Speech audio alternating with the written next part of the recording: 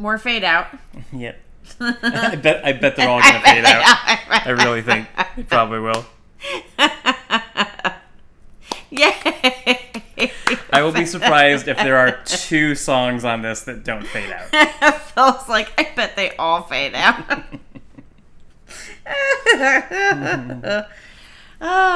So you know what I know about the Bangles? What do you know about the Bangles? I know they're girls, and they wrote "Walk Like an Egyptian." That's about all I know. You too, huh? I don't want to. I don't want to disparage them in any way, but I seem to recall that they were kind of like a willful industry copy of the Go-Go's, but I don't know if that's true. So don't I have no idea. But if that's the case, cool, because the Go-Go's were amazing, and if the Bangles have other songs as good as this, I'm all in. Yeah, I don't know. I thought I was a Bangles fan when I was a kid because I really liked this song, but this is the only song I know by them, at least that I'm aware of. Yeah. Maybe I know another song or something that I am aware that they wrote or sang, but this is the only one.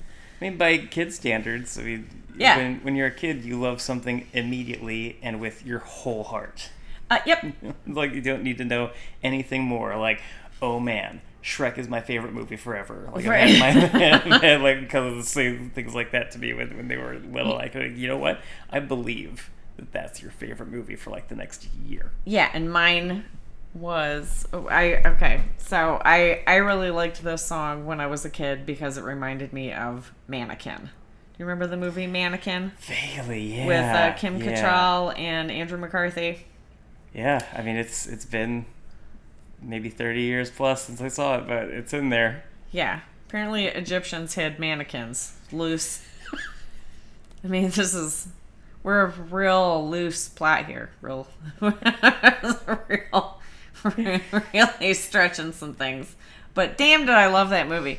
And now I honestly can't watch that movie anymore without thinking about how drunk Andrew McCarthy is through the whole Really? thing. He had bad. I'm so curious now. He had bad alcohol issues in the 80s. And then, so now, like, every time I see him in, like, what other movies was he in? I can't think of anything else off the top of my head. Every time, like, Weekend at Bernie's, I'm like, oh, he is so shit-faced right now. Okay, so he had a moment. So drunk right now. Yeah, Weekend at Bernie's, Mannequin. He may have been coming out of it. I feel like Mannequin may have even been, like, late 80s. Yeah. But, yeah, he had big-time drinking issues. And now I'm like, oh yeah, Bangles, Mannequin. Andrew McCarthy was drunk. Was the Egyptian thing a theme within the plot? It was like, the theme song.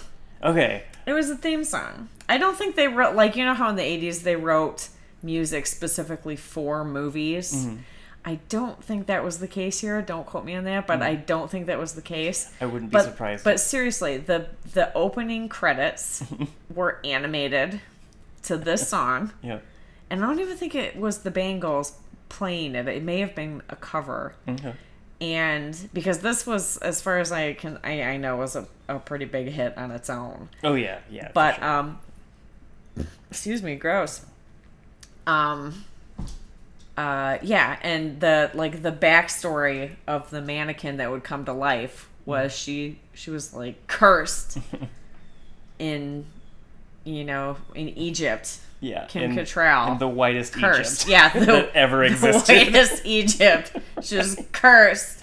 And then, she became a mannequin in ancient Egypt. Sure. Because that makes perfect sense. And and then her mannequin got passed through the ages and it landed at a department store in New York where Andrew McCarthy fell in love with it. When she came to life. So I feel like two things happened, and I assume that I'm completely wrong. But in my headcanon, the story I'm just telling myself, this is what happened. Somebody heard "Walk Like an Egyptian" and really liked it. And they were like, "Oh man, I think I have like a screenplay idea because this kind of made me think of the story about the actor." Who got, I forget what happened, but there was like a real human being that ended up becoming a Hollywood prop that's in lore. What? You know that story? No. Oh, yes, I do. Yeah, yes, I do. Yes, I do know that story. Yeah. Yeah, but yeah, so it's, I believe an actor or a stuntman ended up becoming a figure in a wax museum, and it's a whole torrid affair. You should look up the blog lore. It's a blog, right? It's another podcast. Okay, yeah. But lore, yeah. Yep. He tells stories strictly about folklore and exploring folklore. What's you remember the edition of that book?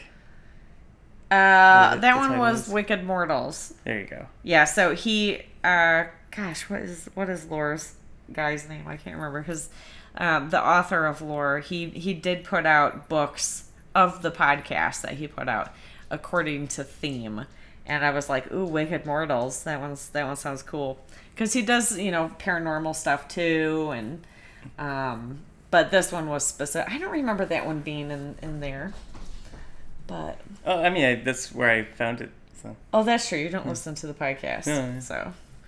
But yeah, you can find it on Lore. If it turns out that I know that story from somewhere else, it would be really funny if it ends up plug Lore anyway, because it's a really good podcast. That's a really fantastic thing in the world. And I feel really bad. I don't know the man's name. I feel really bad. I can hear it, and I can't. The words don't make sense. I'm looking at it right now. I could run over and check. Aaron Mankey. There you go. Son of a bee. Aaron Mankey. Lore. Very good podcast. Okay. Should we move on? Should we move on to our next song? Yeah, sounds good. What is it? This is the Talking Heads, and She Was.